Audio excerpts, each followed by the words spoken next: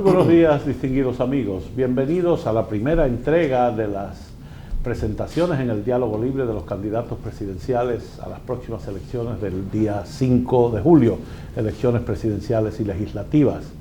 Y hoy contamos con la honradora presencia del expresidente de la República y candidato presidencial de la Fuerza del Pueblo, del Partido Reformista Social Cristiano y Fuerzas Aliadas, el doctor Leonel Fernández.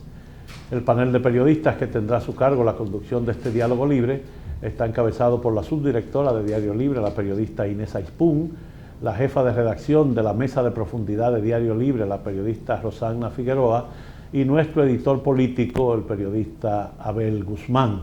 Como se han dado cuenta, estamos protegidos para esta pandemia con mascarillas, guantes, etcétera, y distanciamiento social, y le hemos pedido al presidente que por favor guarde la máscara por la duración de este diálogo libre para que todos ustedes puedan apreciar su talante al responder las diferentes preguntas que les serán formuladas. Así es que en unos instantes arranca este diálogo libre con el expresidente de la República y candidato presidencial de la Fuerza del Pueblo y Fuerzas Aliadas, el doctor Leonel Fernández, a quien damos la más cordial bienvenida con nuestro agradecimiento por haber aceptado nuestra invitación. Bienvenido de nuevo, presidente. Muchas gracias. Muchas gracias, Adriano. Muchas gracias a todos ustedes por esta gentil invitación que me han formulado para participar en su programa.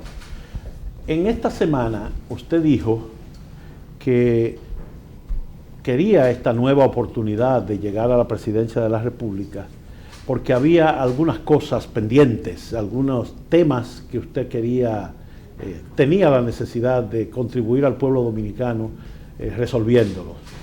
Comencemos por ahí. ¿Cuáles son esos temas y esa motivación? Siempre hay tareas inconclusas y por supuesto está la preocupación de un retroceso institucional que hemos sentido y que es preocupante porque se requiere una estabilidad política democrática para que el resto pueda funcionar. Para que tengamos progreso, para que tengamos modernización, transformación, se requiere una estabilidad política democrática. Y hemos visto, empezando con un irrespeto a la Constitución de la República, para empezar, pero además un concepto de que no hay límites al ejercicio del poder, de que todo se puede. Y yo pienso que eso es nefasto y creo que no puedo permanecer indiferente a esa situación.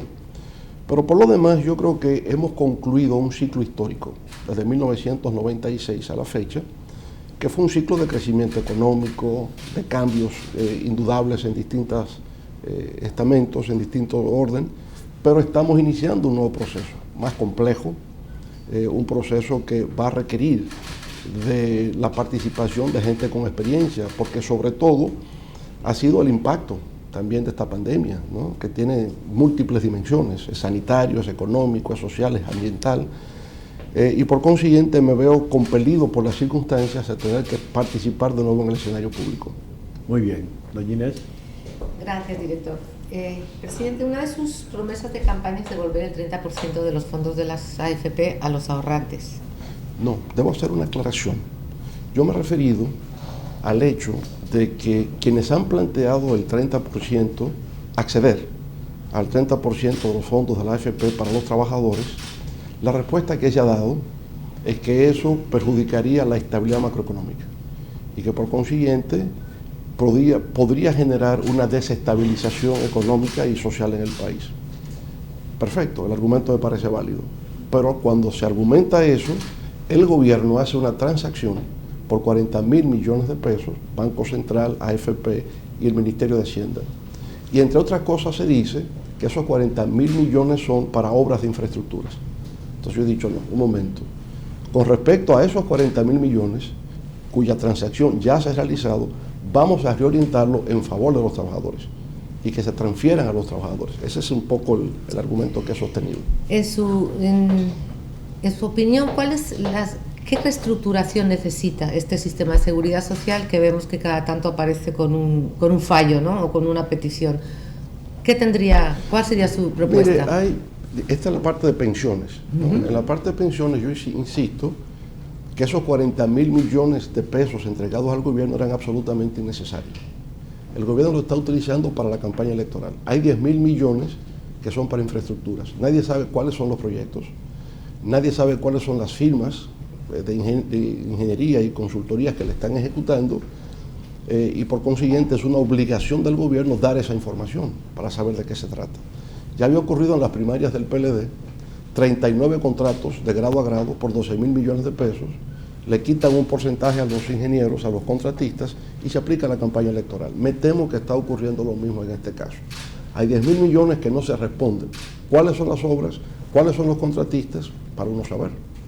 Entonces, con respecto a la seguridad social en general, la ley 8701, hay varias cosas. Primero, se tienen 3 niveles en la seguridad social: el contributivo subsidiado y el subsidiado. De los 3, el contributivo subsidiado no ha funcionado nunca. Por consiguiente, estimo que una modificación de la ley, eliminarlo y concentrarnos solamente en esos 2. Pero en esos 2, a su vez, hay un grave problema de inequidad. Y la seguridad social plantea entre sus condiciones el carácter de universalidad, de integralidad y de equidad. Y resulta que el per cápita del contributivo es 3 veces más que el per cápita del subsidiado, y eso es inequidad. Y por consiguiente, el que recibe el subsidiado y se somete a una asistencia social tiene que efectuar el copago. Y eso es diario. Gente que es internada en el Instituto Dominicano de Seguros Sociales, para dar un ejemplo, el seguro no le cubre todo y tiene que poner una parte de su bolsillo. Entonces, no es realmente un sistema de integralidad y de universalidad y equitativo. Por tanto, son áreas en las que se requiere una modificación para hacerlo más justo, más equilibrado y más equitativo. Para citar solo algunos casos, ¿verdad?, pendientes en esa ley. Doña Rosana. Gracias, señor director. Qué bueno reencontrarnos aquí luego de haber recibido docencia en la UAS, sí, con buenos recuerdos. Ya eso hace mucho. Tantos años que no quisiera recordar. Doctor, mire, usted ha sido presidente 3 veces y sin duda tiene un legado.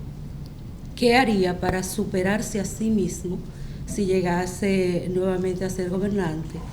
¿Y cómo sacaría la economía en medio de una crisis global y mundial que apenas está recaudando un 13% más o menos del Producto Interno Bruto y con los motores generadores totalmente en pausa? Voy por esto último primero.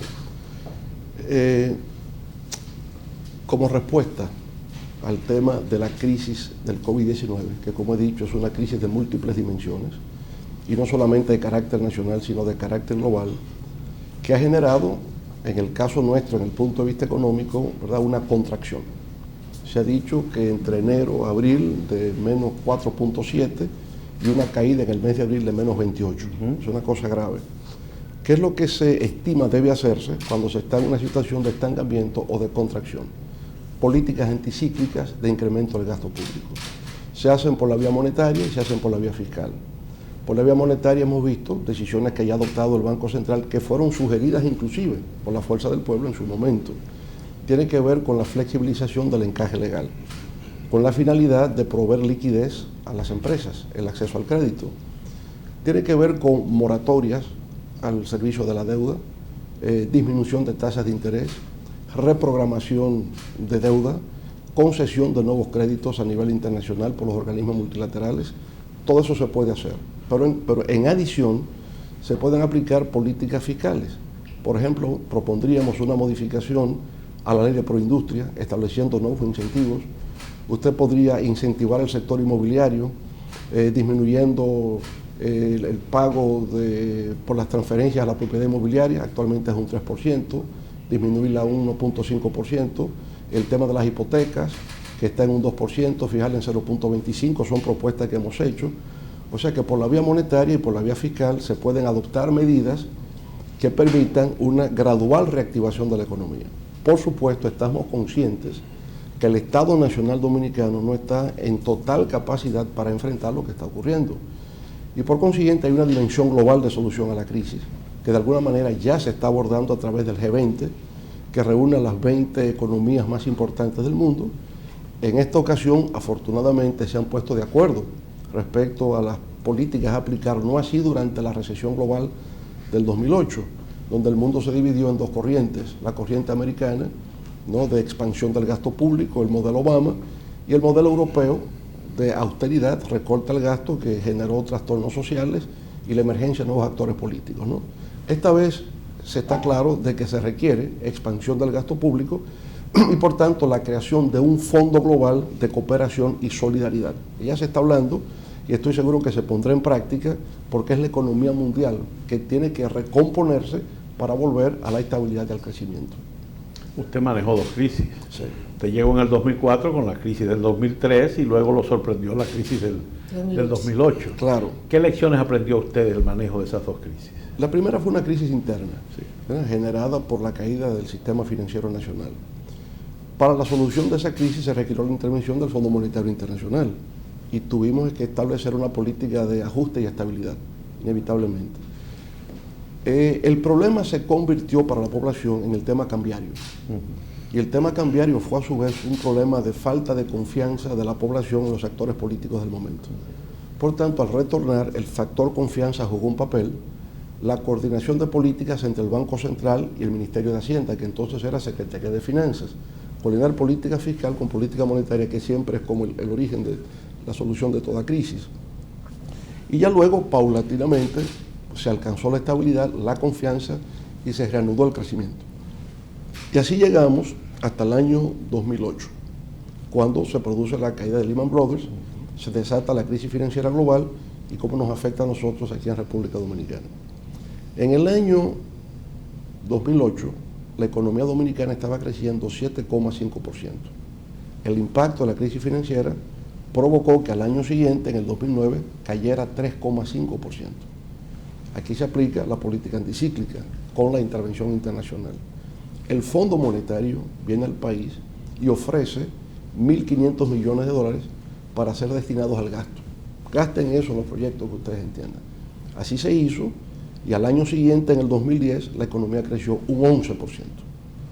Es decir, que está claro que la receta, ¿no? El medicamento que se aplica cuando tiene un diagnóstico de recesión es el incremento del gasto público.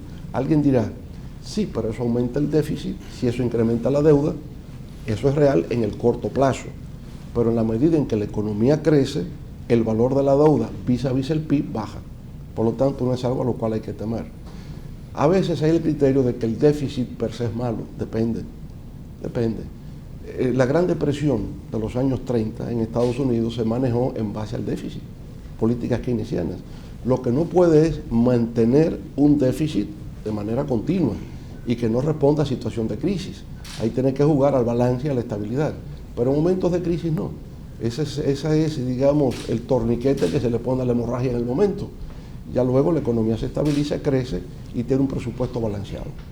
Ahora, en el caso dominicano actual, para volver a su pregunta anterior, la situación es preocupante porque hay un problema estructural a lo cual se añade lo del COVID-19. El problema estructural nuestro es que actualmente solo podemos financiar con recursos internos el 75% del presupuesto. Hay un 25% que tiene que ser financiado. Y para el 2020 ese 25% son 246.000 millones de pesos. Por lo del COVID se le han añadido 165.000 millones adicionales, lo que significa que tenemos un déficit presupuestario previsto para el 2020 de más de 400.000 millones de pesos. Eso equivale aproximadamente al 9% del PIB. Sí. 8.000 millones de dólares. 8.000 millones de dólares. En un contexto en que hay una disminución de ingresos de divisas. Exacto. Por la vía de turismo, por la vía de las zonas francas y por supuesto de las remesas. Y la caída de las exportaciones tradicionales, del sector agroexportador y en fin, ¿verdad? Muy bien. Don Abel. Presidente, la noche del 20 de octubre marcó un hito en la historia política dominicana. Usted salió del PLD, siendo ya el hombre que lo llevó al poder por primera vez en el 1996, el arquitecto de esos triunfos junto con el presidente Danilo Medina. Usted siente, en ese discurso usted hablaba de que Danilo Medina no se integró a su campaña en 2008 y una serie de explicaciones, y también habló de que era obstinado con lo imposible, el presidente Medina. Uno entiende que hay un rompimiento político, pero sin duda también hay un asunto personal. Usted dice que salió por decoro del PLD. Eso imposibilita, esas razones, un acuerdo, un apoyo al PLD en una segunda vuelta. Mire, diferencias personales no las hay. son más bien diferencias políticas que se venían incubando de hace tiempo y que estallan ya ese 20 de octubre. Si usted quiere, veamos las primarias del PLD del año 2007.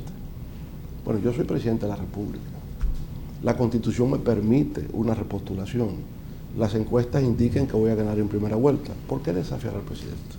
No había razón. Y cuando se gana, tampoco se acepta la derrota. Bueno, entiendo que eso se supera después. Nos reencontramos en el comité político, no se integró a la campaña, obviamente que nunca lo hizo.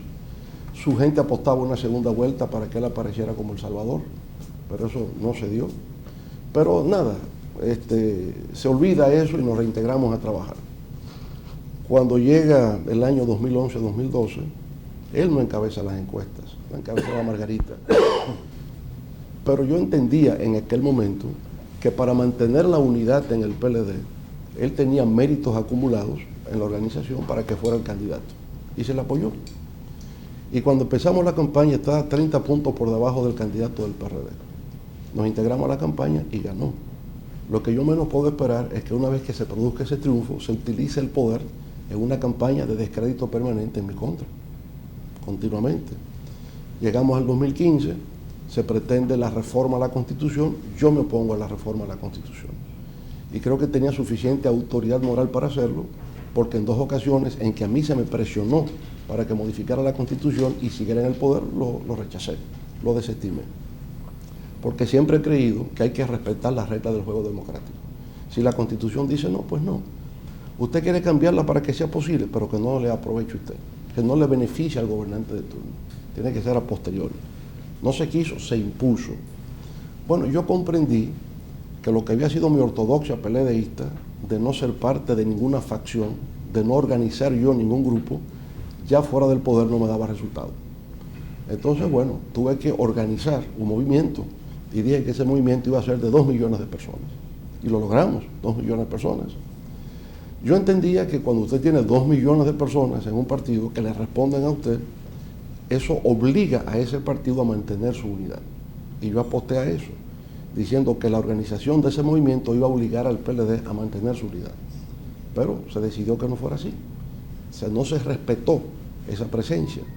Fuimos a las primarias, a las primarias del PLD, con una gran ventaja, ¿verdad? Las encuestas llegaron a dar 70-30, no fue un acto de desinformación, daba 70-30, pero ahí vienen los 39 contratos de grado a grado, ahí vienen los 12.000 millones de pesos, ahí viene el porcentaje de los contratistas y eso se aplica a esa campaña. Y aún así, nosotros ganamos esas primarias, a pesar de que se utilizó un sistema de votación automatizada que siempre cuestionamos, porque no se tomaron las medidas del lugar con la auditoría técnica que tenía que hacerse para establecer estándares internacionales de calidad del sistema. No se hizo una licitación para la adquisición del programa de software, eso fue in-house, ese fue el equipo técnico de informática de la Junta, que no es su competencia diseñar un programa de software. Después vimos, en febrero, la OEA viene con la suspensión de las municipales, emite un informe, 21 hallazgos con respecto al programa de software de febrero, que se supone le había sumado las recomendaciones de IFES, de 9 capas de seguridad a ese programa de software. Imagínense lo que pasó en el mes de octubre, donde además se estuvo votando hasta las 2 de la mañana, sin que la Junta interviniese. Aquello fue un desastre, pero ya evidenciaba el descalabro del PLD, que hoy día se manifiesta, uno ve las gráficas hoy día, lanzando animales vivos a la población. La doctrina amable ya es la que domina en el PLD. Por consiguiente, ya ese no es el PLD. Ahí la estrella se eclipsó y no podía seguir ahí. Entonces hemos formado la Fuerza del Pueblo con todas las dificultades, obstáculos y adversidades imaginables, ¿verdad? Una lucha porque se reconociera el nombre, el logo, el derecho a existir, todo eso, sin un centavo de la Junta Central Electoral, con un sector privado, digamos, limitado para poder cooperar en una campaña por el impacto que ha tenido la pandemia, empresas cerradas, ¿verdad?, que no están laborando. A pesar de todo eso, vamos avanzando día a día en el quehacer político nacional y apostamos a ir a una segunda vuelta electoral, que si eso se produce, ganamos las elecciones, porque es la manera de recomponer el voto PLDista que quedó fragmentado la noche del 6 de octubre. Aparte de si Eso imposibilita un acuerdo. Si usted se siente además traicionado por esa cúpula del PLD. Mire, traicionado no diría. Visiones distintas, formas de proceder distintas, una conducta distinta política, donde yo creo que nos asiste la razón de la historia. Y el tiempo dirá. El tiempo dirá. Doña Inés. En una segunda vuelta, está claro, usted apoyaría a Luis. Pero ¿por qué no lo vamos al revés? ¿Por qué Luis no podría apoyarnos a nosotros? Porque las encuestas por ahora dicen que está usted en tercera posición, incluso las mismas que Vamos a ver. él mejor le favorecen. Vamos a ver. Pero ¿cuáles serían los términos del acuerdo en una segunda vuelta? ¿Qué es lo que usted aspira a conseguir? Nosotros apostamos a ir a la segunda vuelta. Ese es el escenario que nosotros vislumbramos. Y en la segunda vuelta recomponemos el voto PLDista que quedó fragmentado y ganamos las elecciones.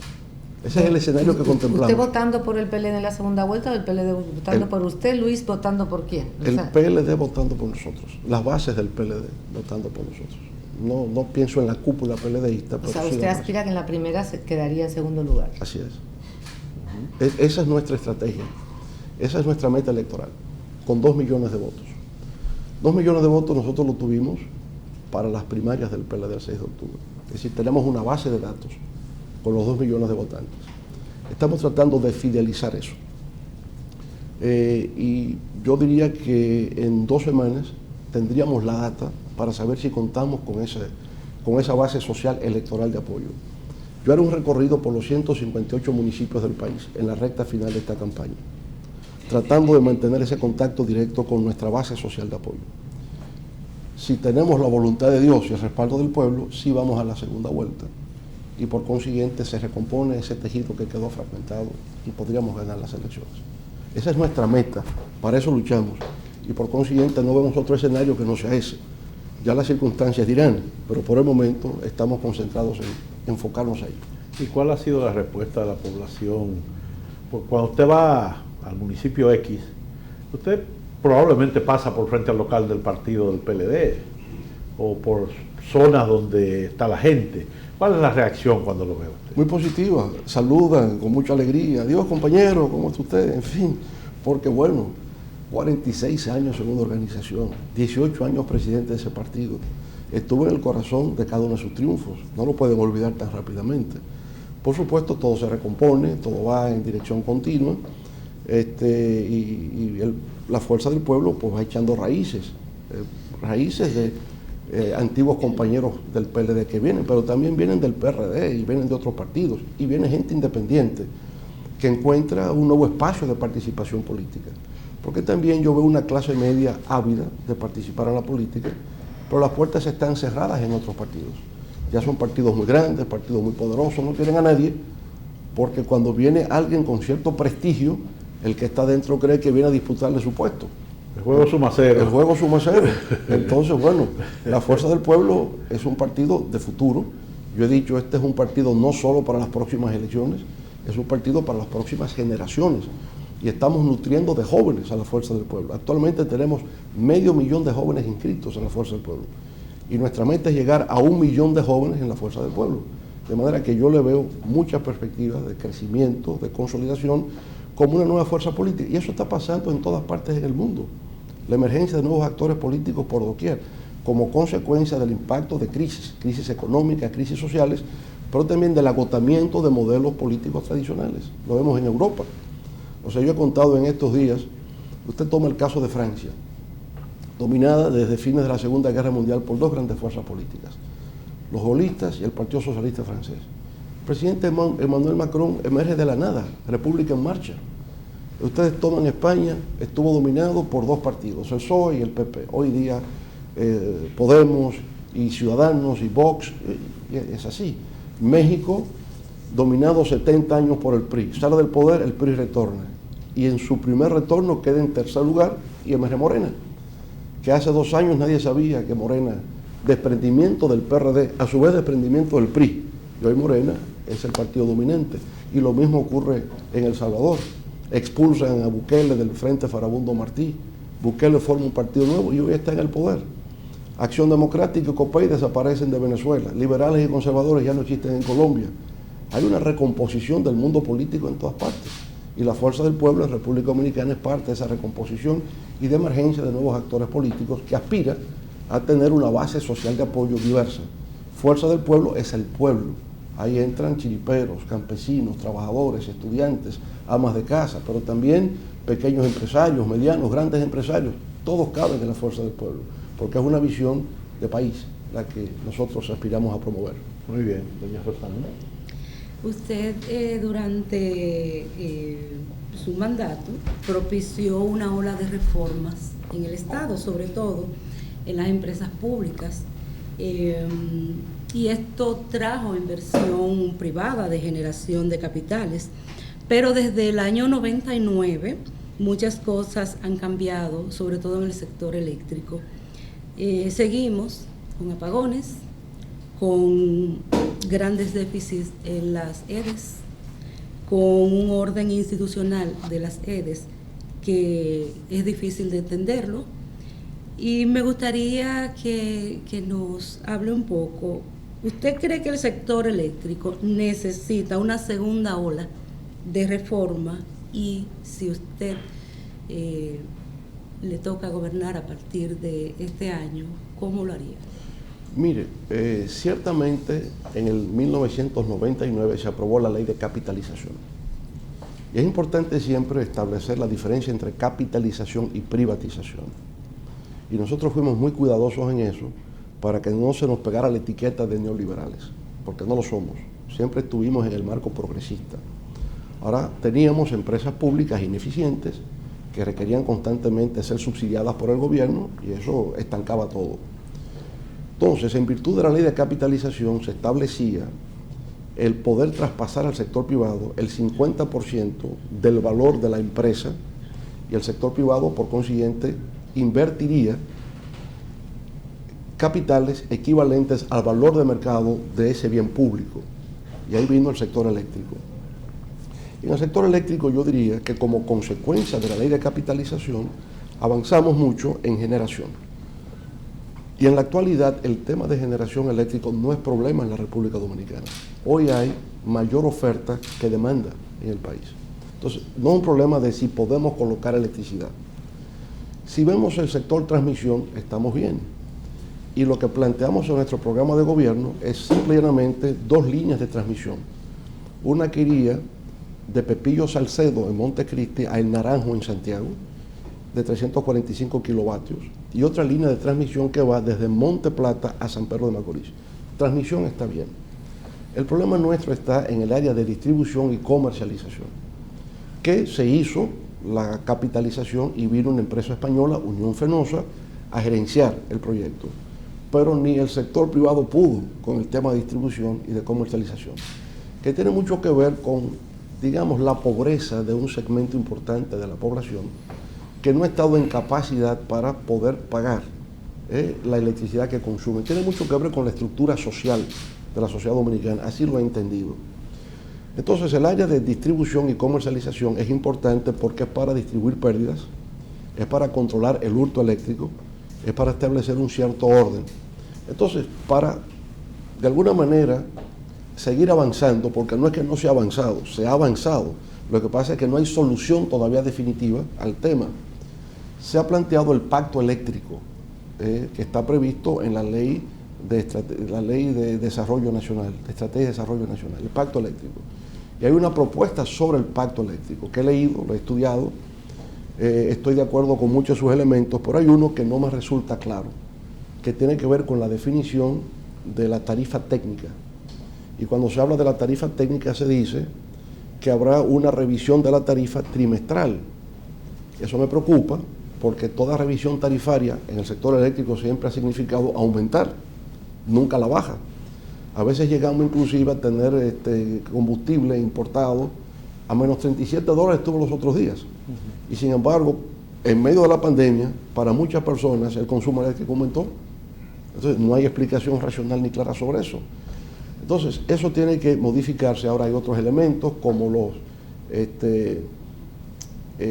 ¿cómo se llama? Estos aparatos de prepago, ¿verdad? Que se instalarían, eso estaría muy bien. Los contadores. Los contadores de prepago se prevé en el Pacto por la Electricidad. Es decir, hay una tendencia hacia la modernización del sistema eléctrico nacional, hacia un proceso, no lo hice en esos términos, pero yo lo interpreto, de descarbonización del sistema eléctrico nacional e ir más hacia las energías renovables y las energías alternas, lo que me parece correcto. Cambiar digamos, la raíz de los combustibles, menos carbón, más gas natural, por ejemplo. Entonces, todos esos elementos en el pacto por la electricidad me parecen válidos. El tema tarifario, yo pienso que requiere mayor discusión y tal vez cómo mejor enfrentar todavía el tema de distribución y comercialización. Ahí cuando usted dice descarbonización, a todo el mundo le viene a la mente Punta Catalina. Sí. ¿Usted cree que fue una decisión correcta? Mire, insisto que el tema actual, sin Catalina, no es un tema de generación. Ahora, si usted mira que la economía dominicana va a crecer, seguirá creciendo, bueno, pues eso en el tiempo puede suplir ese incremento de la demanda. Me parece desde ese punto de vista que hay que ser visionario a largo plazo. El que fuese a carbón se pensó en términos de abaratamiento del costo de generación, pero eso choca con el problema medioambiental y con la tendencia universal a sustituir el uso del carbón por energías renovables, o por lo menos que pueda mitigarse su capacidad de generación de dióxido de carbono. En ese sentido no es compatible, obviamente, con este criterio que existe a nivel mundial de combate al cambio climático, y más en un país que está en la zona del Caribe, donde hay continuamente variaciones en el clima que nos afectan, de inundaciones, de sequía, de movimientos sísmicos, etc. Obviamente que una planta a carbón quizás no se corresponda a lo que es el criterio que hoy empieza a predominar como tendencia dominante en el aspecto ambiental y de cambio climático. Muy bien. Le pido permiso para una brevísima observación. Mire, usted exponía ahora que hay un segmento, un sector de la sociedad en el tema distribución, comercialización, cobros, que no estaría quizás en la capacidad, y lo han manejado su gobierno y otros gobiernos que hemos tenido. Sin embargo, aquí en el país tenemos modelos de éxito con poblaciones igual de vulnerables, igual de estar en un quintil económico muy por debajo, y cumplen con ese compromiso de consumo de energía, de pago de su factura, de esos kilovatios horas que consumen cada día. No hay un poco quizás digamos, paternalismo por parte del Estado, del gobierno, mirando esos modelos que tenemos en el país. Sí, los conozco, ¿no? He estado en contacto con sus operadores y ciertamente lo veo con un nivel de eficiencia importante.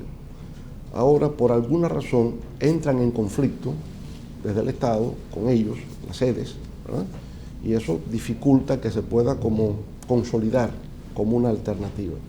Ahora, lo que se ha venido haciendo desde el Estado, y me parece que es, digamos, una transición importante, quizás no la definitiva, pero en lugar de un subsidio generalizado al sector eléctrico, un subsidio focalizado desde el ámbito de la demanda a aquellos sectores que no están en capacidad de poder cumplir con su obligación de pago al consumo eléctrico.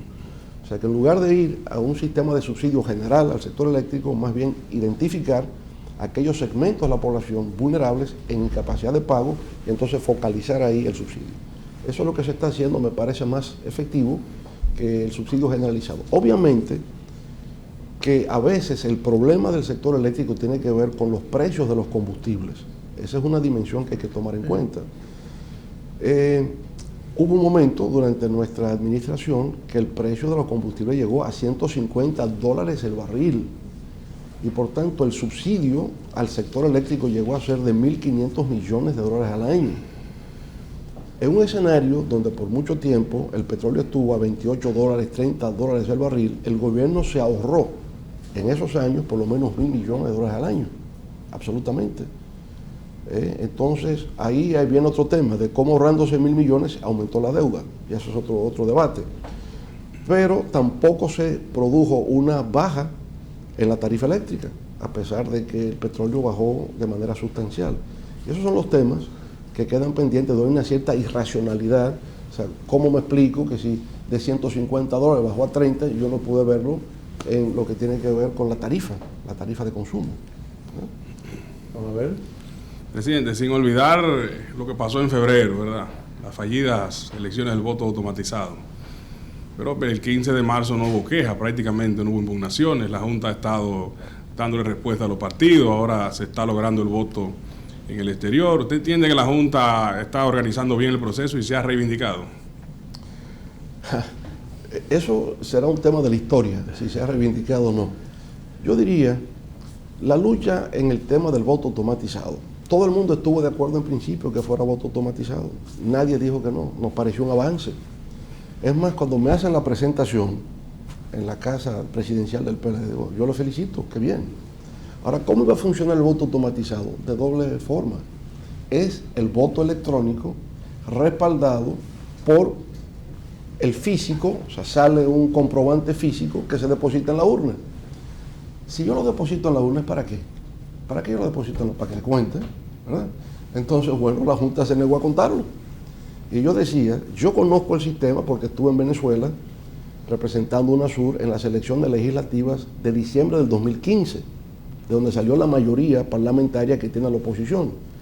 No se pudo alegar fraude porque el sistema funcionó correctamente, pero en Venezuela contaban los votos y los votos tenían que coincidir con lo que se expresaba por vía automática. ¿Por qué se negó la Junta a contar los votos? Se trataba de un proyecto piloto.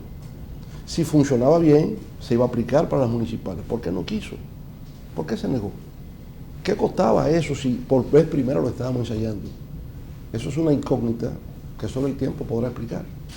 50% también se niegan. 25% no es el 10% que se va a contar. ¿Por qué 10? ¿Por qué no 20? ¿Por qué no 25? ¿Cuál fue la lógica de esa decisión? No se entiende. Bueno, yo creo que el informe de la OEA, insisto, habla de 21 hallazgos que yo llamo 21 acusaciones. Porque cuando usted lee el tema, usted ve que son acusaciones las que está haciendo. Y yo digo, cuando hay el hecho formal y hay el daño causado, el dolo se infiere y por tanto se tipifica el delito. Ahí está, son 21 acusaciones, que por supuesto, razones de tiempo, de coyuntura, vamos a una elección, lo dejamos así. Pero eso está para examinarse la historia, qué fue lo que pasó. Viene ahora el voto manual. Bueno, el voto manual no es que no pueda haber fraude. Claro que puede haber fraude, pero en magnitud y escala siempre sería menor que si se hace por vía del voto automatizado. ¿Por qué? Porque el voto automatizado es opaco. Nadie sabe lo que está ocurriendo en esas máquinas. Yo no sé el algoritmo, cómo está funcionando, si adultera, si modifica, no se sabe. Eso se hace con una auditoría técnica posterior, ¿verdad? En el caso del voto manual, fíjese que funcionó para el 15 de marzo y esperamos que pueda funcionar ahora para las elecciones del 5 de julio. La votación en el exterior fue una lucha, no fue una cosa espontánea que la Junta dijo sí, no, una lucha. Y le buscaban el que no se podía, hasta que efectivamente se logró establecer que en Estados Unidos, ni en Europa, ni en ninguna parte había objeción para que se pudiesen celebrar las elecciones de República Dominicana. Entonces, digamos, con la Junta todo ha sido una lucha, todo es una batalla. Las cosas no salen espontáneamente, ni porque la ley lo dice, eso es un pulso que hay que echar para cada cosa. Ha sido difícil en ese sentido, la experiencia no ha sido la más agradable, pero afortunadamente vamos a esta recta final. Esperemos que se coloquen a la altura de la expectativa que tiene el pueblo dominicano, de que sean árbitros imparciales y que sean la autoridad electoral que garantice equidad de los participantes. Porque el trabajo de la Junta es como el del árbitro de béisbol. Te puedes equivocar durante todo el juego, pero cuando el tipo se desliza en el 9º episodio con la carrera del Gane, ahí es que hay que cantar la jugada. Bueno, porque se tiran de las gradas. Bueno, precisamente. Se tiran de las gradas. Ese es el lado que hay que cantar. Ese es el lado que hay que cantar, claro, así es, así es. ¿Cómo usted ve el sistema político dominicano de aquí en adelante? Evidentemente el PLD por cualquier razón no va a seguir siendo la fuerza dominante. El PRM está tratando de avanzar, pero tiene también sus fuerzas centrífugas adentro que dependerá mucho de cómo les vaya en este torneo. Y está usted como una fuerza emergente, político de tradición, de solera, pero con una fuerza nueva. ¿Cómo usted ve el sistema político dominicano? Sí, seguirá siendo un sistema multipartidista. Tenemos 27 partidos en la República Dominicana actualmente, pero creo que habrá tres fuerzas, digamos, dominantes, a partir del próximo torneo electoral, que tendrá una tarea importante en el porvenir, donde yo digo lo esencial de los partidos es contribuir a la consolidación del Estado social y democrático de derecho en la República Dominicana. Si los partidos no tienen eso claro, entonces van a entrar en un proceso de descomposición y de debilitamiento de la democracia dominicana. El papel de los partidos es ese, fortalecimiento institucional en todos los ámbitos, el que haya una confianza de la población en las instituciones democráticas del país, en el Congreso, en los partidos, en la opinión pública, en las distintas instituciones del Estado, en la justicia, en todo. La contribución de los partidos es esa, en lo que se preparan para volver al poder, porque los partidos son estados en miniatura, al final de cuentas. O sea, los partidos están para alcanzar el poder, pero mientras no estén, influyen. Usted o ejerce el poder o usted influye, pero para influir tiene que tener ideas muy claras. Debo decirles que yo me siento satisfecho con el programa de gobierno de la Fuerza del Pueblo, que es un trabajo colectivo, o sea, es un trabajo de personas en el sector salud, en el sector educación, en el sector de infraestructuras. Han hecho un gran labor. Yo después les voy a enviar una copia de ese programa, es digno de estudio.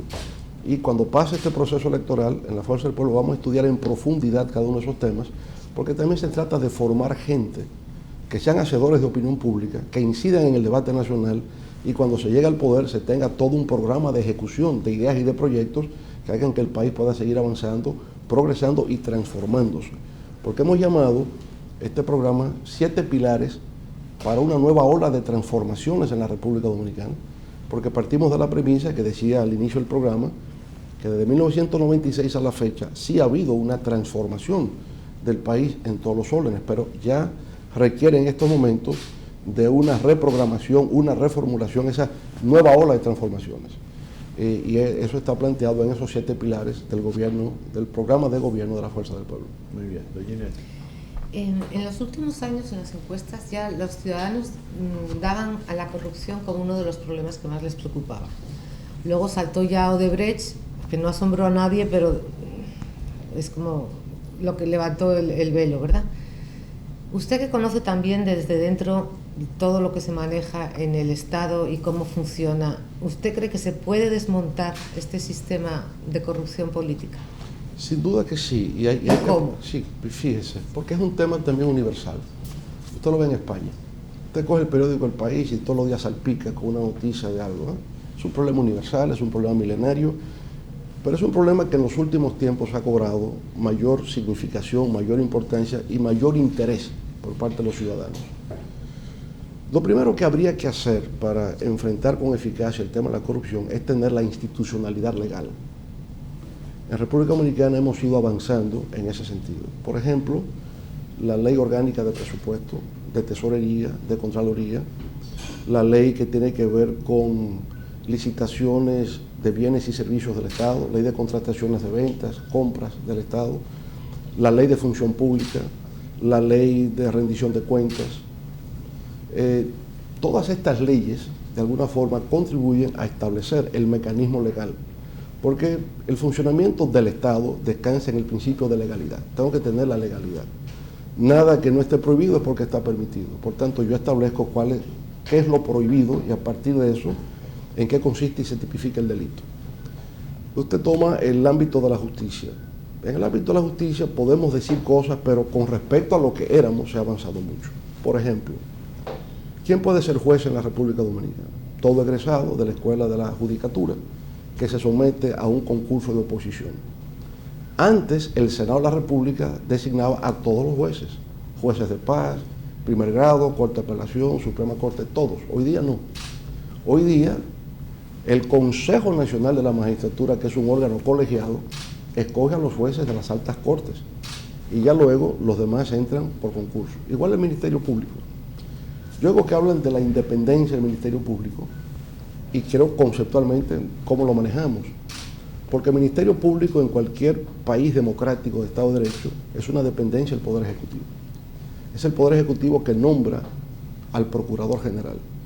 ¿Quién nombró a William Barr, Procurador de los Estados Unidos? El presidente Donald Trump. ¿Por qué? Porque lo dice la Constitución. Ahora, dentro del Ministerio Público hay un organismo que se llama el PEPCA, que es la Procuraduría Especializada en Persecución de la Corrupción. Usted tiene el mandato de ejercer su función con profesionalidad e integridad. Hágalo. Y que nadie interfiera en eso, que usted haga lo que usted tiene que hacer. Esa es su función. Y si no lo hace, pues quítenlo y busquen otro, ¿verdad? Pero esa es su función.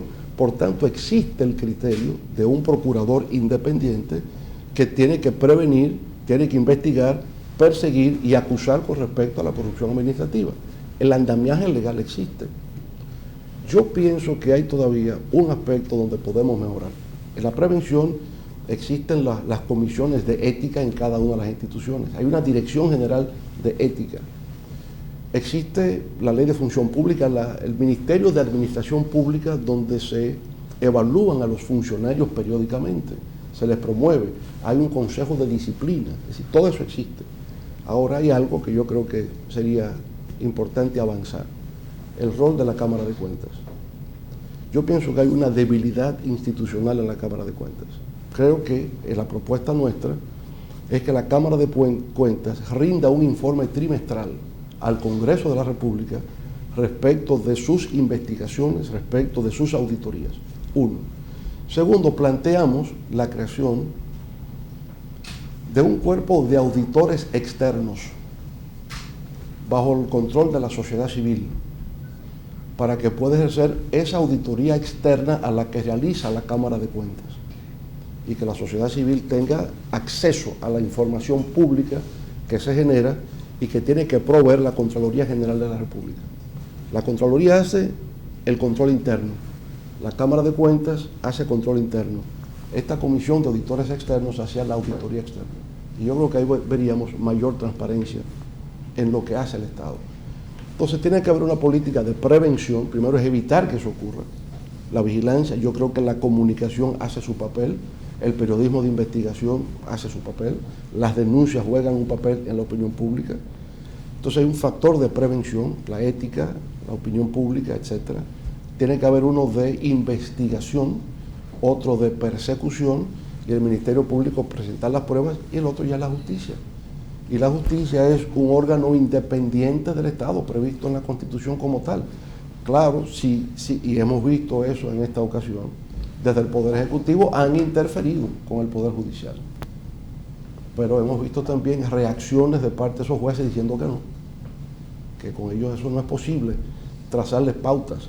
Hemos visto malas prácticas de funcionarios del gobierno que han ido, por ejemplo, al Tribunal Superior Electoral y se sientan en primera fila, como hacía la mafia siciliana, mirando al juez en forma intimidatoria. Bueno, eso no lo podemos permitir. Entonces yo creo que la lucha es una lucha permanente contra el tema de la corrupción, no cesar en eso, porque continuará habiendo actos de corrupción, como hay actos de delitos y actos criminales permanentemente. El Código Penal prevé sanciones contra el homicidio y hay gente que sigue matando a otros.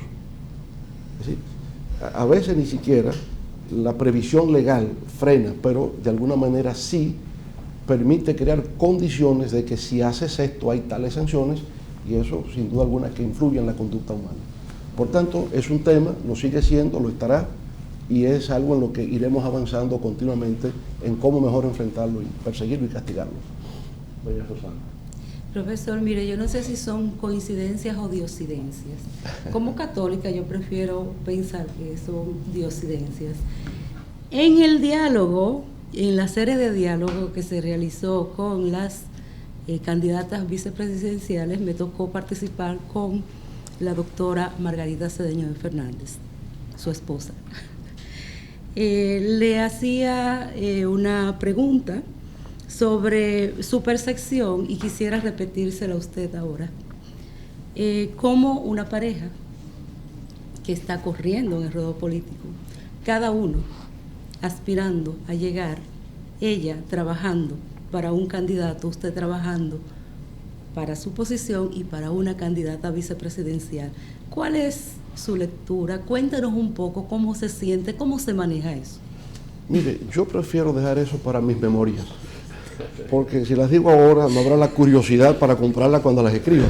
Así que yo pienso que hay que dejar al tiempo para poder escribir un bestseller, ¿verdad? el tema de la intriga, ¿qué pasa ahí? ¿Cómo es la cosa? Pues, a ver. Presidente, usted ha hecho un cálculo de que el gobierno está manejando unos 100,000 millones de pesos. Creo que con ese dinero sería difícil vencer un candidato si se emplea en fondo hacia ese candidato. ¿Usted no teme además, ahora que ha bajado la observación, que no viene la misión de la Unión Europea a observar las elecciones, usted no entiende que eso podría cambiar los resultados? Mire, ciertamente son 100,000 millones de pesos. Vamos a ver, ¿dónde salen? 150,000 millones de dólares del Banco Mundial, 650 millones de dólares del Fondo Monetario Internacional, 20,000 millones de pesos de los fondos de riesgos laborales y 40,000 millones de los fondos de pensiones. Eso no es de 120,000 cuando lo calculamos. Y por supuesto se dirá, bueno, todo este dinero se ha utilizado para cubrir los programas, el programa de FASE, el programa Quédate en Casa, la tarjeta de solidaridad, para ti, todo lo que hay envuelto en esto. Sí, pero todo eso se ha utilizado también para apuntalar al candidato del partido oficial, donde la figura presidencial desaparece de la escena y de repente emerge en el centro el candidato. Yo diría, si a un candidato lo respaldan con 120,000 millones de pesos, si fuera buen candidato tendría el 99.9% de intención de votos. Si no llega ni a 35 es porque tiene que ser muy mal candidato. Y yo creo que es muy mal candidato. Por la sencilla razón de que en él hay un problema de articular sus ideas, capacidad para exponer sus ideas. El problema no lo sé, pero sé que existe porque durante 5 años estuvimos en el mismo organismo político del Comité Político del PLD y nunca levantó la mano para opinar sobre nada. Y a mí me parece extraño que usted sea parte de un organismo político y usted nunca opine sobre nada. Y la conclusión a la que llego, usted no opina sobre nada porque no tiene opinión, sencillamente. Entonces, un candidato presidencial que no pueda opinar, si usted lo traen aquí y le preguntan de educación y no tiene una tesis sobre educación, no tiene un criterio sobre el tema de salud, sino que yo resuelvo, ¿no? Entonces yo pienso que eso, en tiempos de crisis, sería una muy mala selección para el pueblo dominicano. Está bien que los gobiernos tienen equipos y hay especialistas de cada área, pero quien toma la decisión es el presidente de la República. Quien debe comunicar eso es el presidente de la República. Y si el presidente no sabe de lo que le están hablando o no entiende o no integra lo que se está diciendo, yo pienso que hay una muy mala dirección en ese país. Por tanto, en tiempos de crisis como la que estamos viviendo, en un mundo complejo, en un mundo de incertidumbres, tener a alguien que no domine las ideas, que no comprenda el poder de las ideas y que prefiera repartir salchichón y hacer tal cosa, yo pienso que esa no es la mejor opción para la República Dominicana. Y creo que se está reflejando. 100,000 millones de pesos resultan insuficientes y una publicidad realmente de mucha calidad, la publicidad que hace. Y la propaganda gráfica que existe, se ve que hay todo un equipo profesional detrás de todo eso. Es una creación artificial de un personaje que no existe. ¿Cómo va a alterar la campaña el hecho de que Luis Abinader, que es el candidato puntero, haya declarado que tiene COVID? ¿Qué cambia? Mire, penoso, lamentable. Yo he externado mi solidaridad con él y hoy nos ha respondido, lo cual agradezco. Es un gesto de su parte muy generoso. El cómo eso puede influir, no tengo idea. No tengo idea. Ellos dicen que, sus médicos dicen que en una semana él estará de vuelta. Bueno, si es una semana y él seguirá comunicándose, no creo que eso pueda afectar mucho, no sé. Pero esta recta final, digamos, se va a intensificar. Ya he dicho que en el caso nuestro vamos a hacer un recorrido por los 158 municipios del país. Y eso, sin duda alguna, contribuirá a mantener en estado de alerta a nuestras tropas, ¿verdad?, para el día de las elecciones. Entonces, yo pienso que ahí se va a requerir mucho la presencia del candidato, es clave la presencia del candidato en esa parte final. Presidente, aquí se dice que las elecciones se ganan el día de las elecciones en las mesas electorales y que una de las falencias de los partidos pequeños o de los partidos nuevos es que no tienen suficiente gente para estar presentes de la manera orgánica en todos los recintos electorales, en todas las mesas.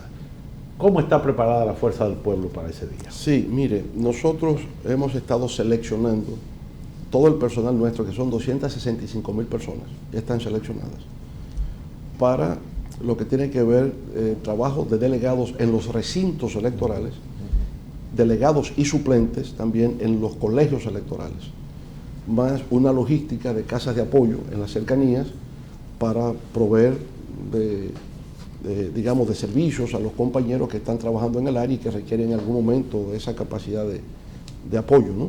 Entonces sí, hemos ya seleccionado el personal, estamos dando cursillos de capacitación, las cosas que tienen que prestar atención, cómo manejarlas, y esperamos que puedan funcionar adecuadamente. Esperamos que eso sea así. Pero ya esa labor la hemos seleccionado. También tenemos identificados a nuestros electores a nivel nacional. ¿Quiénes son, dónde están y cómo lo vamos a movilizar? Eso se malinterpretó en algún momento, lo dijo el PLD, que sabía quién iba a votar, que tenía identificados a los electores. No, esa parte no, porque eso es lo que hacen los partidos políticos. Es decir, cuando usted habla de la construcción del voto afectivo, o sea, empiece por su familia, quiénes son, sus padres, su esposo, sus hijos, todo lo que se relaciona con eso. Y usted va construyendo una red de contactos y de apoyos, y luego ya usted sabe quiénes son y los puede movilizar. Eso yo no veo nada indebido o irregular. Usted tiene que identificar lo que hoy llaman el micro-targeting, ¿no? Y usted lanza mensajes a grupos específicos y si le responden ya usted sabe con qué fuerza real usted puede contar para el día de las elecciones. Muy bien. Rosana. Si en una eventual segunda vuelta usted gana las elecciones, integraría a muchos de los miembros del PLD, sus compañeros de tantos años, a un eventual gobierno que usted encabece, retornaría al PLD que lo vio nacer, y finalmente, ¿cómo se está cuidando Leonel Fernández en medio de una campaña bastante intensa, pero en una coyuntura muy delicada ante el COVID-19? Mire, si tenemos la fortuna de ganar el próximo torneo electoral, será un gobierno de unidad nacional. Para enfrentar una crisis como la que tenemos por delante, se requiere incorporar a distintos sectores de la vida del país. En cuanto a los antiguos compañeros del PLD que están hoy día en funciones públicas, la ley de función pública los protege. Es decir, es la ley de función pública que establece el funcionario de carrera y por lo tanto van a permanecer en sus funciones en la medida en que realmente cumplen con el trabajo que se les asigne, en la medida en que son buenos funcionarios. Ahora, eso hoy día de llegar a un partido y que va a sacar a todo el que estaba, ya eso se ha ido profesionalizando. El funcionario de carrera existe y por tanto tiene derechos adquiridos que están consagrados y deben ser respetados. Yo trato de hacer todo lo que puede. Aquí está la doctora Daisy Ventura, ¿verdad? Que se ha convertido en mi alter ego y por tanto póngase la mascarilla y haga tal cosa y tómese esta vitamina y haga, en fin, yo creo que hasta ahora he tenido la suerte de haber sobrepasado. Hubo un momento en que lo sentí cerca, había una atmósfera pesada, ¿no? Yo no sé si ustedes lo sintieron. Sí, sí, sí. Al principio de la pandemia había como un aire pesado, había como una cosa que uno sentía. Casi se podían ver los virus. Casi se veían los virus, y si no se veían se sentían. Esto me está rondando cerca. Y yo creo que eso se ha ido disipando. Afortunadamente también, cuando converso con algunos de los médicos, ellos han aprendido mucho en estos 3 meses y han descubierto fórmulas, combinaciones de medicamentos, y eso ha logrado la recuperación de muchos que de otra forma habrían sucumbido. Están en contacto con médicos en el exterior, hablan por las plataformas digitales con médicos en España, con médicos en Estados Unidos. Esos intercambios de información han ayudado mucho. Claro. Por lo tanto, yo pienso que lo peor de la pandemia va pasando, lo peor, porque cada vez sabemos más, cada vez hay mejor forma de tratar. Claro, hay que tener cuidado, ¿verdad? Hay que mantener todavía los protocolos del lugar, individualmente y como colectividad nacional, hay que hacerlo. Hoy veo que se disparó el número de personas contagiadas, por supuesto porque hicieron más pruebas, claro, y por tanto aparece eso. Tampoco no sé si se hacen más pruebas ahora para que en el Congreso aprueben la prórroga del estado de emergencia. Todo va junto, todo va junto, el paquete va completo. Pero digamos, me siento optimista en el sentido de que vamos a un proceso de recuperación. Ya en Nueva Zelanda ningún caso, reapertura total. ¿Y la vacuna viene ahí? y la vacuna viene ahí. Sí. Presidente, ¿cuál sería su primer decreto, su primera medida, aparte de nombrar gabinete y todo eso, la primera medida social o económica o política, si usted llega? Déjeme pensarla bien, porque es un trabajo en equipo. Sí. Si la lanzo desde ahora, tampoco hay expectativa para ese primer día, Adrián, ¿verdad? Así que